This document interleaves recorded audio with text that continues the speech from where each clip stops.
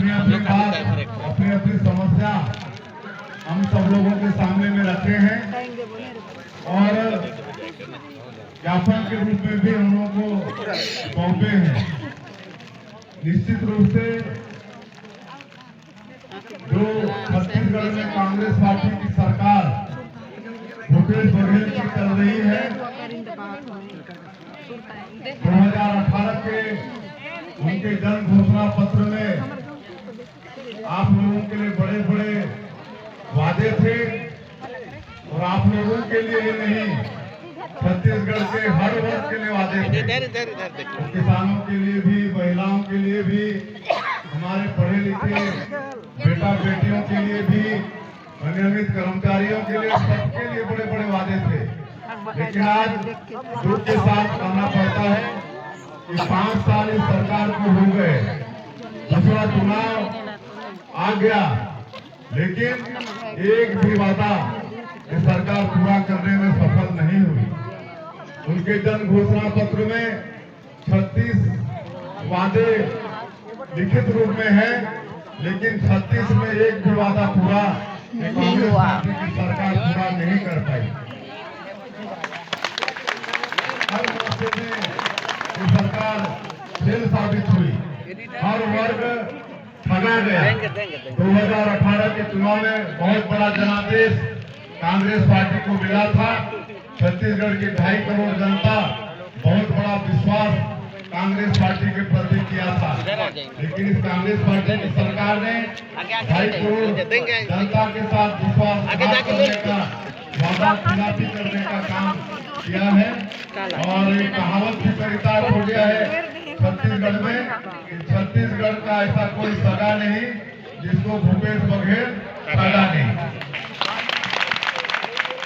और छत्तीसगढ़ में जैसे जो बोलता खाली है, करता कुछ नहीं है, उसको लफड़ा बोलते हैं, और हम लोग जसपुरिया में उसको ठगरा बोलते हैं। तो आज अगर छत्तीसगढ़ का कोई सबसे बड़ा लफड़ा और सबसे बड़ा कोई ठगरा है तो ये कांग्रेस की सरकार का मुख्यमंत्री भूपेश बघेल है। और आप लोग जितने भी यहाँ पर कर्मचारी संघ के आए हैं, आप लोगों की नियुक्ति भी हमारी सरकार में हुई थी, भारतीय जनता पार्टी की सरकार में, डॉक्टर रमन सिंह के मुख्यमंत्रित्व काल में हुई थी, और आपके पद का भी सृजन हमारी ही सरकार में हुई थी। और लगातार न्याय करने का प्रयास किए, और इस कांग्रेस की सरकार में लगातार आप लोग अपनी मांग को उठाते रहे, उसके लिए आप हड़ताल करते रहे, लेकिन इस कांग्रेस की सरकार के कान में जूं तक नहीं रहेगी। मैं एक बात और कहना चाहूंगा, ये ऐसी सरकार है, विदेशों में तो सुनते थे, लेकिन इस सरकार इतनी मतलब निकम्मी है कि छत्तीसगढ़ के अंदर और देश का भी पहला घटना होगा कि अपनी मांग को लेकर रायपुर के अंदर जब विधानसभा चल रहा था तो यहाँ के पुरुषों को नग्न होकर सरकार के खिलाफ में प्रदर्शन करना पड़ा। इससे और शर्म की बात इस सरकार के लिए क्या हो सकती है? आप सबको मालूम होगा, 100 से ज्यादा पुरुष नग्न होकर विधानसभा रोड में मतलब आंदोलन किए थे, पैदल मार्च किए थे। अब इस नौबत तक मतलब यहाँ मांग को लेकर सरकार लोगों को विवश करती है, और ये किसी भी सरकार के लिए बहुत बड़ी शर्म की बात है। और आप सब लोग इसमें लिख के दिए हैं अपनी समस्याओं को। आज रसोईया को 1500 रुपया मिलता है, मतलब प्रतिदिन का 50 रुपया।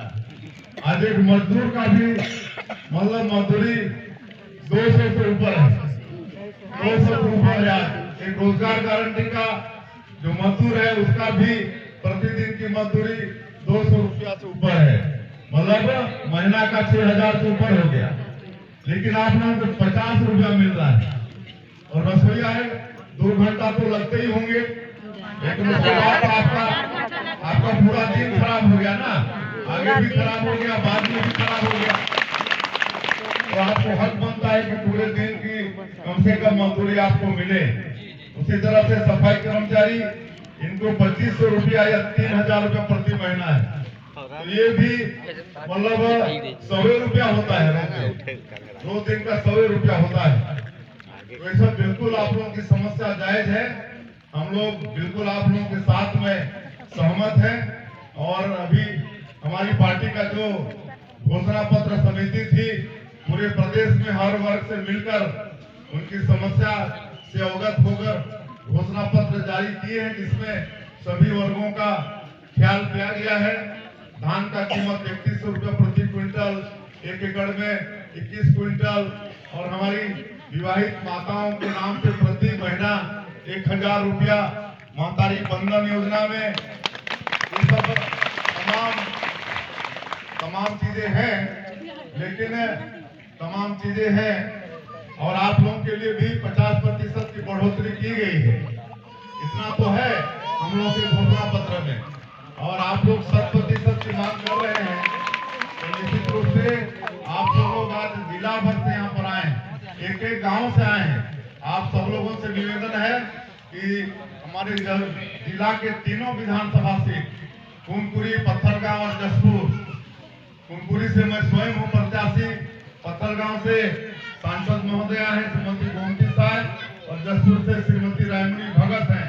तो तीनों को आप सब लोग अपना भी वोट दीजिए और सपोर्ट भी कीजिए, क्या कि आप लोगों के संपर्क में बहुत लोग रहते हैं और बहुत आप लोगों का प्रभाव भी रहता है। उस प्रभाव का भी आप लोग इस्तेमाल करके प्रचंड मतों से तीनों सीट जिताएं